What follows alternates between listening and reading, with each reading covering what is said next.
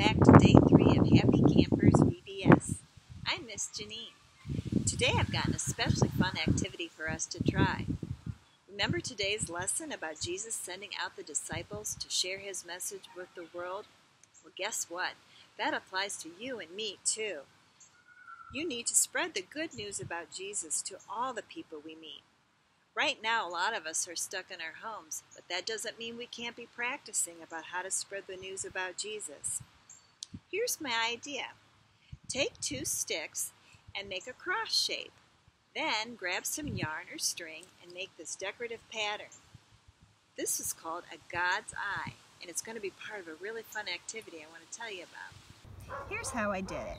I started with 2 sticks and I made a cross, just like that. Then I took a piece of yarn, or you can use string if you don't have yarn, and you just take it and you wind it real tight in one direction for a couple of times, and then in the other direction for a couple of times. Now if that's as far as you want to go, that's just great. You just cut the string right there and tie it in a knot and you've got a cross.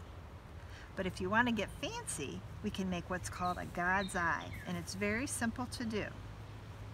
You just take the yarn and wrap it over the stick, and over,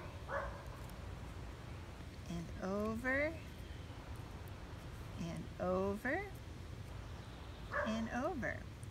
Now some people, when they make God's eyes, like to change the color of the yarn periodically. And all you do is just cut your yarn and tie a new color onto the end and just continue weaving like I'm doing right here.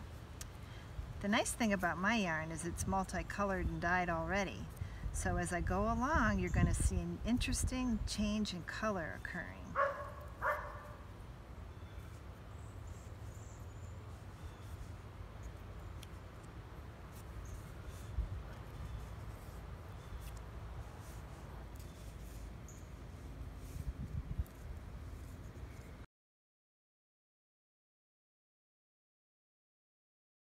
Now when you're ready to finish your project, you're just going to take your scissors, cut off, give yourself plenty of length, and you're going to tie it to the back.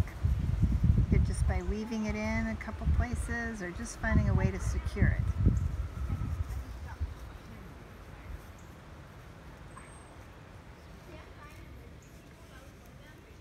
Okay, I can get rid of that little extra tail. And there you have it, a God's eye.